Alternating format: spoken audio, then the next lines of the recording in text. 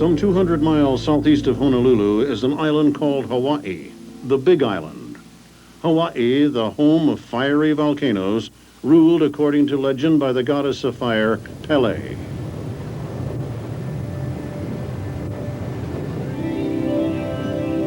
Pele is the most feared and respected Hawaiian deity. Her eruptive performances are truly one of the most awesome events on Earth.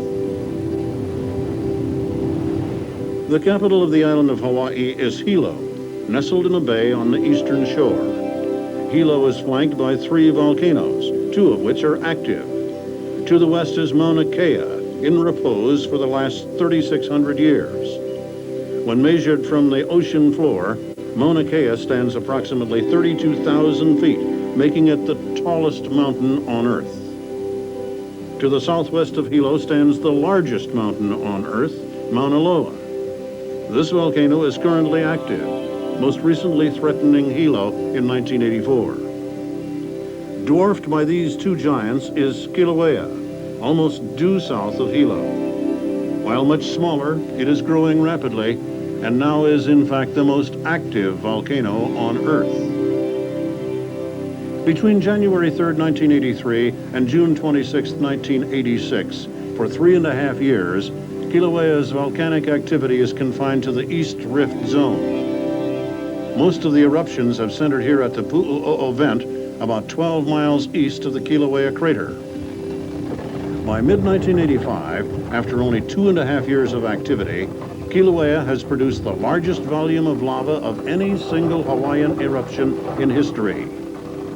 47 times in 42 months, Pele sends lava fountaining skyward, at times nearly as high as 2,000 feet. By the end of the 47th phase, in late June of 1986, the Pu'u'o'o vent has built a cone over 830 feet high. It is now the highest volcanic landform of historic age in Hawaii.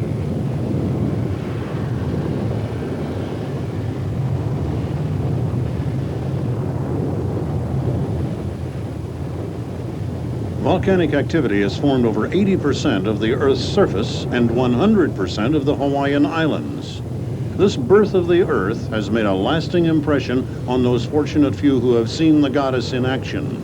Superstition, curiosity, fear, and reverence are but a few of the emotions stirred in man by volcano watching since ancient times. And today, thousands of visitors from all over the world come to the Big Island of Hawaii to catch a glimpse of Kilauea, the most active volcano in the world. Look at honey. Look at it, Joy, wow. I know. Yeah, now it's Really juicy. Look at, oh my God. Isn't that neat? Oh, look at it, just hit it. Look at that. I thought it would be coming out of the top.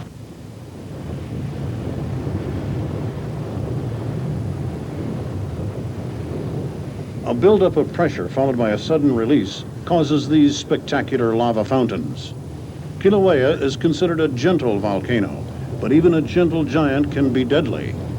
In 1983 and 1984, episodes like these destroyed 18 structures in nearby residential subdivisions.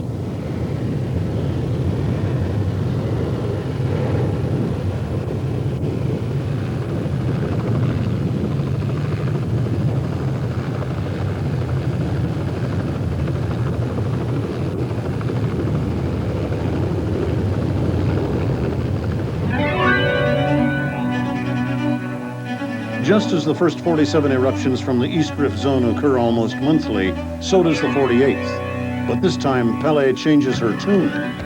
Fires dance within Pu'u'o'o, but no lava comes out of the vent on July 18th, 1986. Instead, the base of the cone cracks open. Like gigantic seams, the earth opens in fissures. Rows of lava fountains known as curtains or walls of fire send hot rock from 10 to 150 feet into the air in a spectacular display.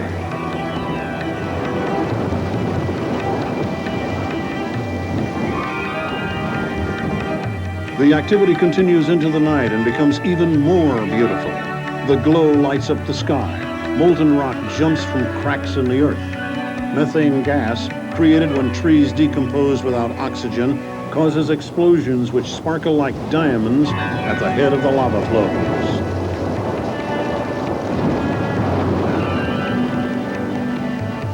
This is how Hawaiian volcanic eruptions typically begin, and in this case, how eruptions from the Pu'u'o'o vent end, at least temporarily, or perhaps forever.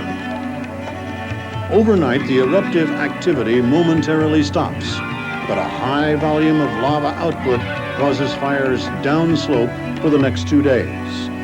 These prompt the National Park Service to enlist the aid of helicopters to drop seawater on the endangered woods. On July 20th, 1986, John Greenway of Hilo Bay Air spots a new area of volcanic activity.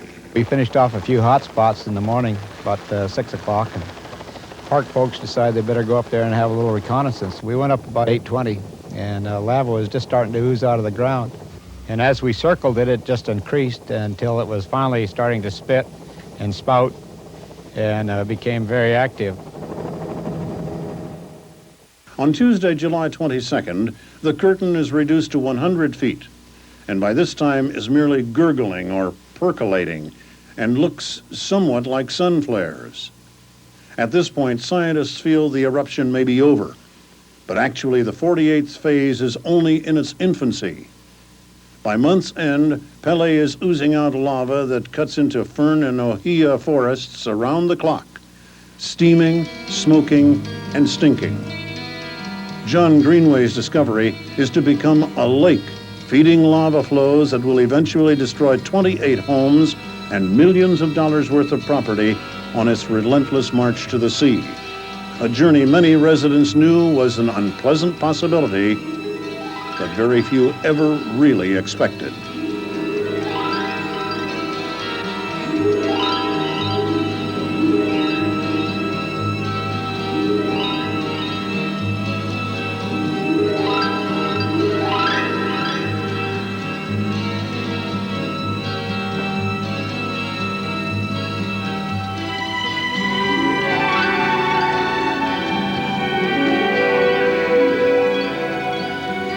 By mid-September 1986, the newly formed vent, now called the sea vent, has shielded to a height of 135 feet. The shield is formed like a turtle shell, created by a nearly constant flow of lava. Scientists generally agree that the magma, or underground lava feeding Kilauea's eruptions, comes from about 40 miles below the Earth's surface. At the rate of about 500,000 cubic yards each day, the magma is fed from a reservoir through conduits. It surfaces at the vent, filling the lava lake like a spring feeds a pond. When magma surfaces, it becomes lava. Lava takes one of two forms: pahoehoe, which is smooth, ropey, or billowy, and may flow quickly, and a'a, which is jagged, crumbly, and generally slower moving.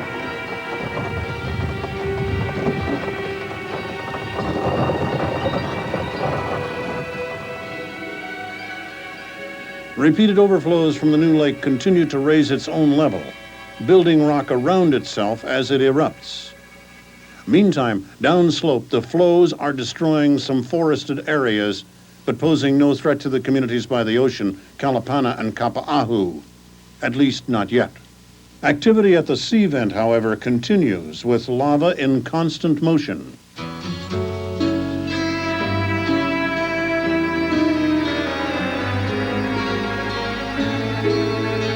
Lava spattering is common in these lakes. Less frequently, spattering activity literally moves across the pond, a somewhat eerie occurrence that gives the appearance of something alive, splashing and thrashing its way through the hot liquid rock.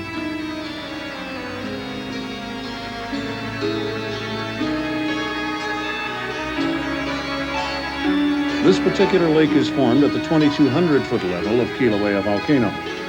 The daily level of lava varies from nearly empty to overflowing, depending on when and where the lava is draining away. Most commonly, the flow is channeled eastward, gushing into a huge glowing cave, the primary lava tube of the sea vent, some 15 to 25 feet in diameter. Lava tubes are formed during long eruptions when lava is channeled into main streams. Flowing steadily, perhaps for days at a time, they may develop a solid crust or roof. Gradually, they transform themselves into streams of molten rock within lava tubes. This particular tube, the beginning of the primary tube, has now collapsed, exposing the river of lava within. Soon it will reform and once again be a whole tube.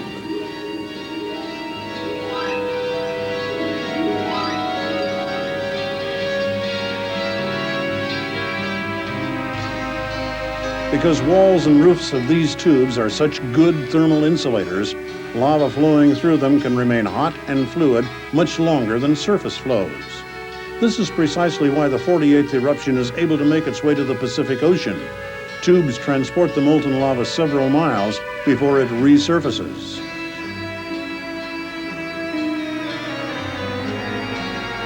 Breaks in the tubes are called windows or skylights.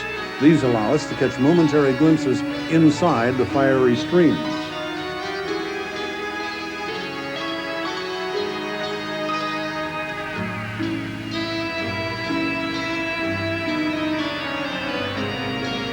Most of the time, the tube network is diverse, spreading the lava out over a large area and diluting its power to create long, massive flows. But when the system comes together and pumps the liquid rock out in just one area, the flows can become concentrated, move farther and faster, with much more disastrous results. For 4 months, Pele's lava lake, 14 miles downslope from Kilauea crater, continues to grow, sometimes overflowing and shielding, but more importantly, building its tube system, the key to her long run to the sea.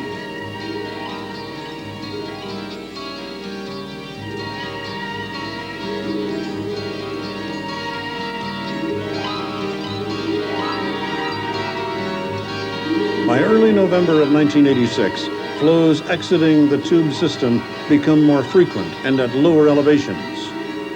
On November 20th, scientists and residents watch hesitantly as the flows get closer and closer to the Kapa'ahu area. By the next morning, lava is at the 550-foot level. Out of the ohia forest into the palms and mangoes, and very close to 7 evacuated homes.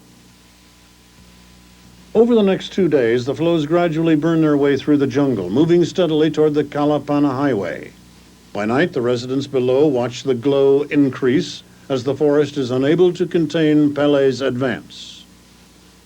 On November 25th, Pele makes her push to the highway.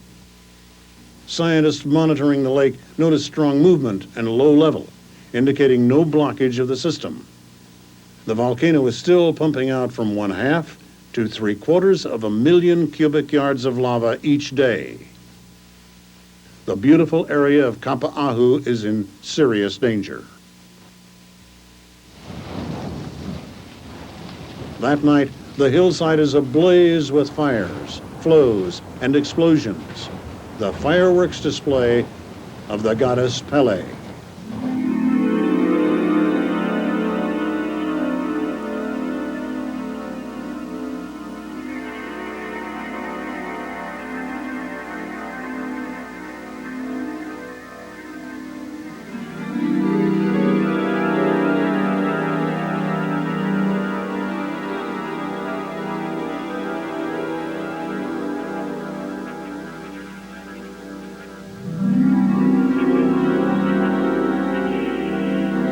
By 6 o'clock the morning of November 26th, the fluid rock has risen to meet Highway 130 about 1/2 mile south of its initial encounter the previous night. She takes a full hour to cross the Kalapana Highway with a 100-foot swath in front of the home of Louis and Rebecca Powell. But Pele's threat is now to the rest of Kapa'ahu, specifically 6 homes in a row above the highway. A fresh flow moving southbound is to do the damage. Louis and Rebecca Powell have lived in this house for 30 years. As the lava creeps across the road this morning, all seems lost. But the bulk of the lava mass is moving south.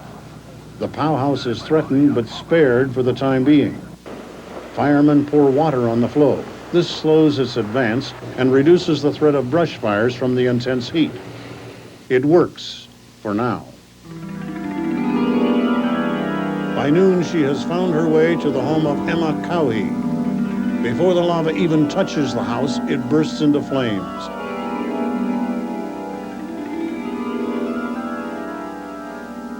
Several explosions occur a few minutes into the blaze, and the house goes up like a matchbox. In 15 minutes, the house is leveled. Nothing left but a tin roof and smoking lava. 4 homes are gone by sunset. By 7 that evening, the 5th house is incinerated. A tube opening adjacent to the home aids in the quick demolition. Still another tube flow surfaces nearly on top of the road. It snakes its way through the Ocean Palisades estates, beginning to cover the Waiaka ponds. Later that night, 3 more homes are destroyed. The next morning, Thanksgiving Day, November 27th, the Kapa'ahu area looks like a battleground. A haze called fog, smoke and volcanic particles, covers the area. Pele has covered over a half-mile of state-owned highway, burned 8 homes, and blanketed dozens of acres of gorgeous property. The powerhouse still stands. Firemen continue to pour water on the flows, which make little progress, but Pele is not finished. She is now approaching the home of Doris Armbruster. Having devastated the Fraser property across the street, the Armbruster home is the only structure between the flow and the Pacific Ocean.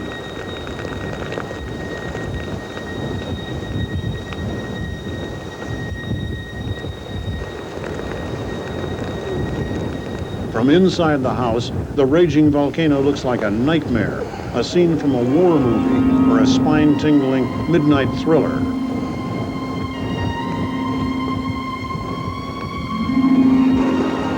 A fire hydrant puts out boiling hot water. A child's swing sways in the volcanic breeze, soon to be gone forever.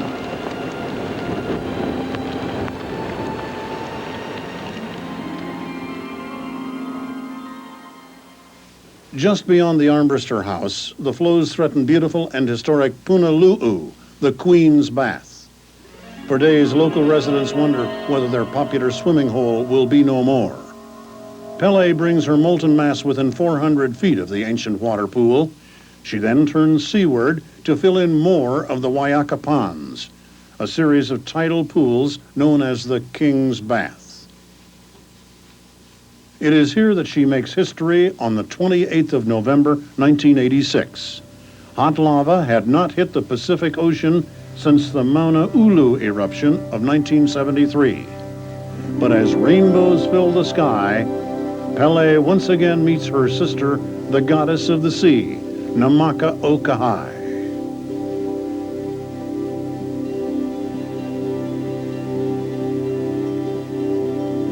For over a week, the hot liquid rock tumbles, drips, and pours into the sea. Erosion occurs immediately. Cool seawater and hot molten lava flash into steam, causing literal explosions. This phenomenon triggers an explosive spray of fragments, creating an instant beach, totally of volcanic origin. What has been destruction now becomes construction. The old beach is destroyed, another is created.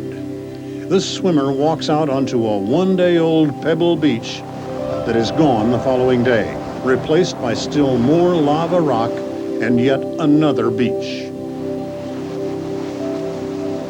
The National Park Service establishes a viewing area on a small knoll nearby. 4,000 visitors each day watch the spectacle, one which is equally fantastic above and below the water.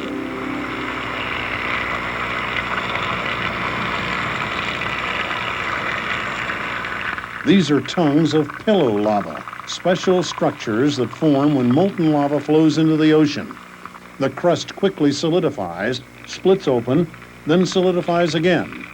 In this way, it submarines along like toothpaste being squeezed out of a tube, or cracking like the egg of an alien creature.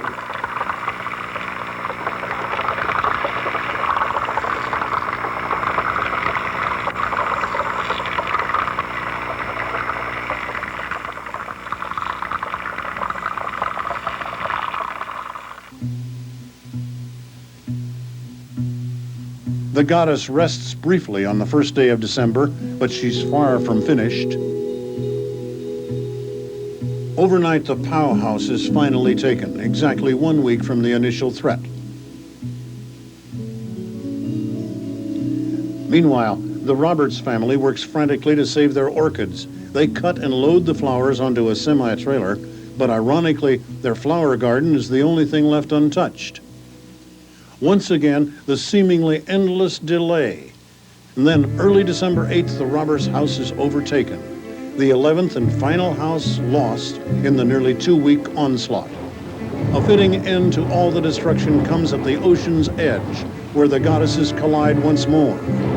Violent, literal explosions occur almost on top of one another in a spectacular display.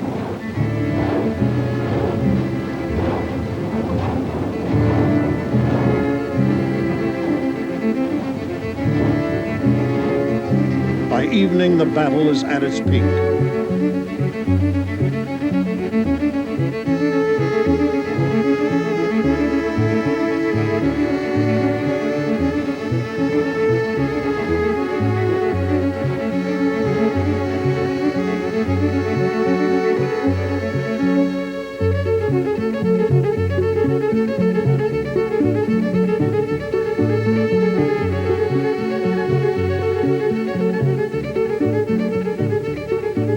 So Pele has once again come to see Namaka, but her thirst is apparently not quenched.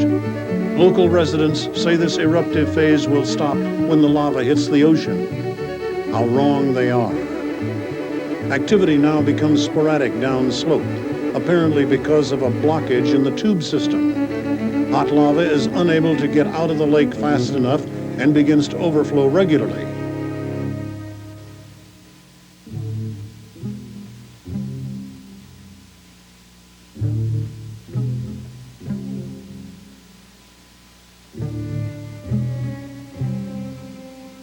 The ocean is quiet now, the additional 18 acres of land making an obvious change in the shoreline of the area. This is the coast before November 28th, and just 1 week later. On a minute-to-minute basis, Pele performs her magic. She alters the scenery repeatedly and radically. Formation, obliteration, recreation. These we present to you as volcanoscapes.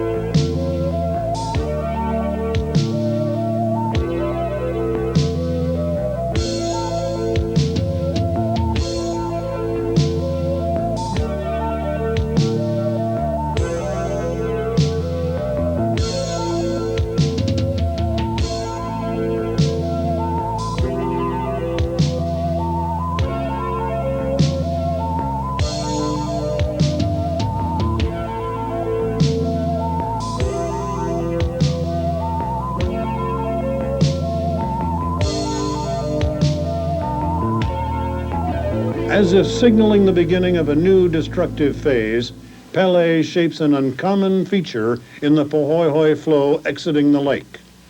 This dome lasts but a few hours, only as long as conditions remain the same, a constant flow of lava and a low, stable pressure of gas. On December 16th, downslope flows concentrate again. For a short while, the molten mass is delayed by the thick ohia forest at the 1,000-foot level, but the trees can only delay the inevitable for so long.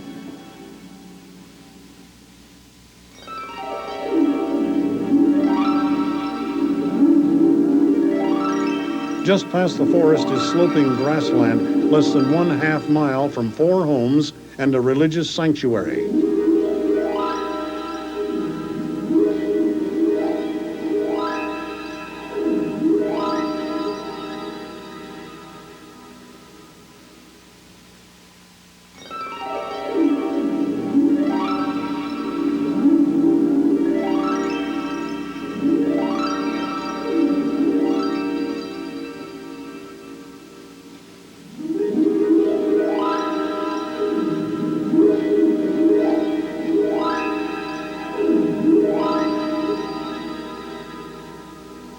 The next morning finds the lava racing between the 3 major homes on Keone Road. The 12th home is in the final stages of destruction by phase 48, and the religious sanctuary is sealed forever under tons of lava rock. The well-channeled flows are moving very quickly now, sparing the 2 homes on the outside, but creeping laterally ever so slowly toward the middle house. It is now isolated in a kipuka, an area left untouched but surrounded by 2 flows.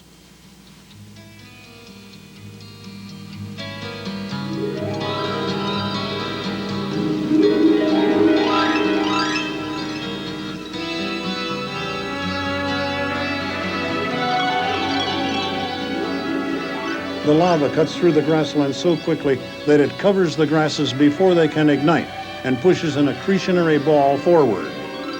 This 8-foot diameter ball of fire rolls down the slope like a red-hot snowball, getting bigger as it goes.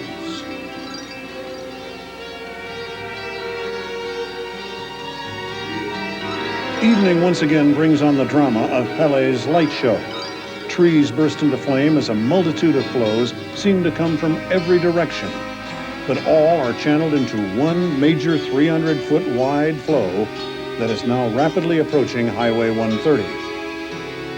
Early the next morning, the middle home near Keone Road burns. Moments later, a very hot tub and a refrigerator are all that is left. The lake is overflowing again, indicating a blockage in the tubes, a good sign for Kalapana, but perhaps a day too late. The flow has started a row of brush fires only a quarter mile from the road. The bees from these hives must now find a new home. As they flee, civil defense calls for the largest evacuation in the history of this eruption. Between 150 and 175 people leave their homes. They take what they can move before dark, December 18th. The moves more slowly now, but by noon crosses the road and enters the Kalapana Gardens subdivision. One homeowner even took his house apart, piece by piece, to escape the inevitable.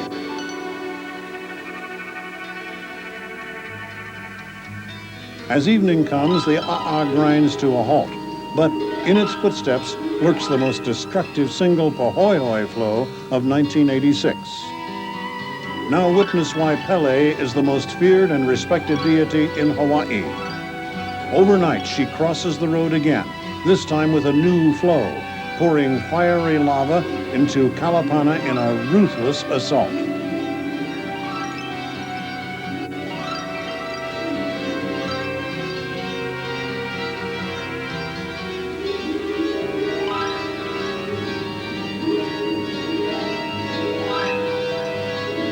One after another, homes go up in flames.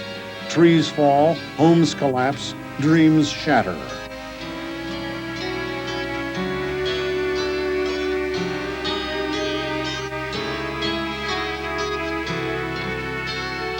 This home takes less than a minute and a half before it is totally engulfed in flames.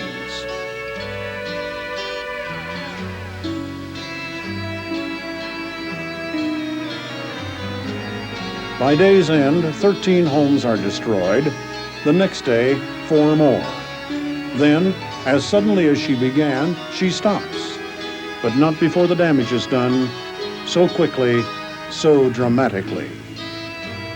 Between Thanksgiving and Christmas of 1986, the volcano has destroyed 28 homes, caused over $5 million in property damage, and covered over a mile of the Kalapana Highway.